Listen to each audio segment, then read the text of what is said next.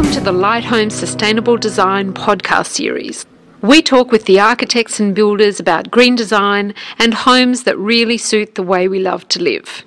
Diana, so tell us, how did this project come about, and why did you think the owner came to you, and what needs did they really have? This project came about mostly because we live in the same part of the world as our clients, and we had been involved in watching their family grow, and they wanted to double the size of their house, but within a very modest budget. And we had been talking about alternative approaches to construction, one of which was to build a prefab module. Was it a cost context, or was it, or more time constraints that led to a prefab being the end decision? The prefab module came about for both time and cost factors. We had a modest budget, as I mentioned, for the project, and it was very important to try and contain as many of those costs from the design stage as we could, so that our clients could benefit from working in a cost-plus contract for certain site-specific parts of the job. By doing a prefab, they were able to get a fixed price and know exactly what they were going to achieve for that cost with the factory-built module of the house. It also meant that the project could be done in a very short time frame, and they could stay on site. When the prefab was delivered, they literally moved from the existing house into the prefab while the builder built the alterations to the existing house. And what do you think were the main challenges of the project? Oh, there were several challenges in the project.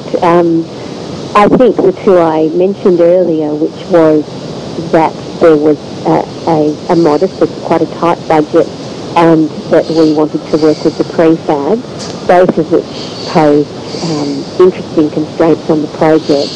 The other challenges were that our owner did want to do some of the work themselves, especially the interior fit out of the existing house. So the design had to be done in such a way that they had the flexibility to do that in their own time, and also that there was nothing that was incredibly customised.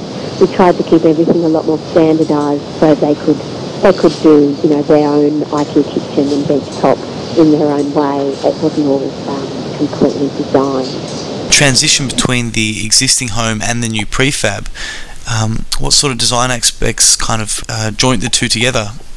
There were some interesting geometric challenges in the project. Obviously, the prefab, to build that economically, we were looking at maximising what we could get on the site in one module, and that basically meant that what fits on the back of the truck. Now, to get that wing into the back garden was an interesting exercise of artistry, really, from the point of view of the man driving the crane, lifting the pavilion over the roof of the existing house. And as I said, because we were trying to, maximise the space that we could, it was quite a tight fit.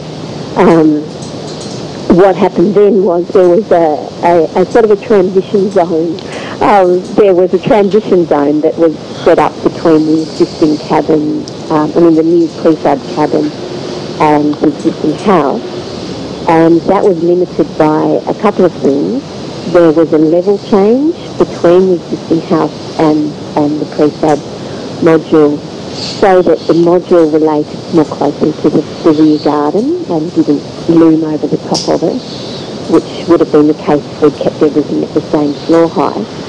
And the other issue was that the existing house had a very low eave height. We were attaching at the rear of the house, and the old 60s house had a very low eave at that point. So we were juggling with a lot of different geometries to connect everything together. And what do you think is the most interesting aspect of this house, Diana? Well, I think the most interesting aspect of the house is actually the transitional connecting piece, because it had to respond to all these different geometries. It really anchors the two pavilions to the site and has some really interesting ceiling heights as it steps steps up from the existing driveway level to its own sort of porch entry level, which is quite independent to the other two parts of the house.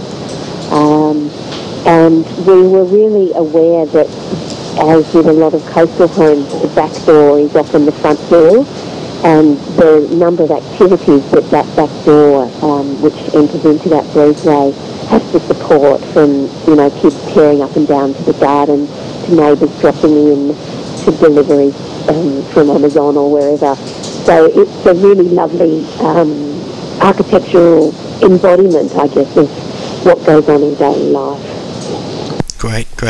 And how do you think this project, I understand it was your first prefab, how do you think it's changed your opinion or perception of prefab construction? We were really fortunate to be able to build a prefab project locally and use the local factory that builds them, which is only 40 minutes away from the site in this case. So we were able to go and look at the factory and understand the process, and we were able to work quite closely with the factory to make sure that we were designing something that was able to be translated into a prefab without altering the design quality. The limitations that we became aware of doing the project was that it is built in a factory, and up until now, as architects, we had only experienced the slowness of a site build. Prefab projects are built very quickly in the factory. This whole building was built probably within 3 weeks, so there was no time to make any changes. And I think for architects, it's important to understand that speed is something that is a very different parameter to our normal experience of building on site with a builder who will call up with questions or will invite you to go and have a look at something before it's completed. Great. And you also mentioned in your brief that you had a local builder. Do you want to tell me what builder, the name of the builder, and what they actually did on site? There was a local builder involved to join the two pavilions together. His name is Ross Holloway, and he's been working in this area for probably 20 years. And he approached the project he was very open-minded about working with the idea of the prefab, although that was done as a completely independent contract between the owners and the factory, and he started on site after the prefab was delivered. And he was able to, I guess, adapt the various things that we had come up conceptually in the connecting module to the specifics of the building.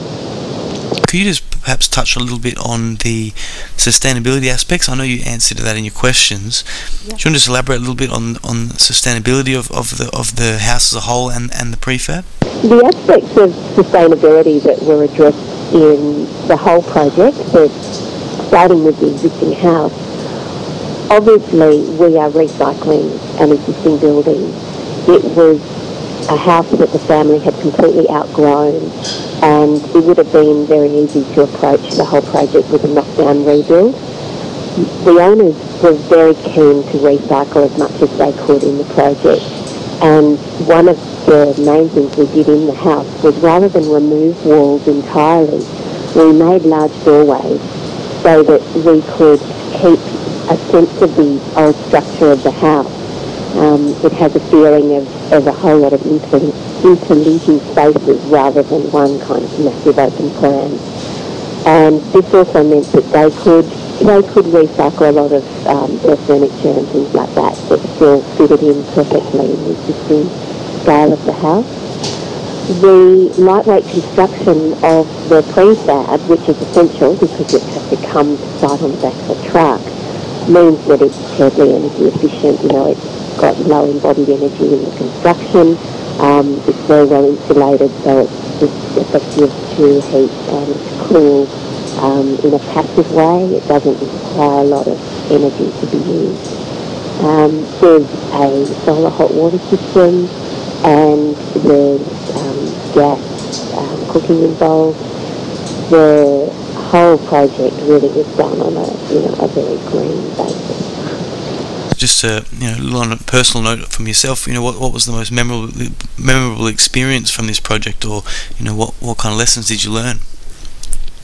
I think the most memorable experience from this project was seeing how the completed project had met with the owner's brief that they needed something to be done within a modest budget, within a short time frame, and that we were able to do that by fusing these two different construction techniques.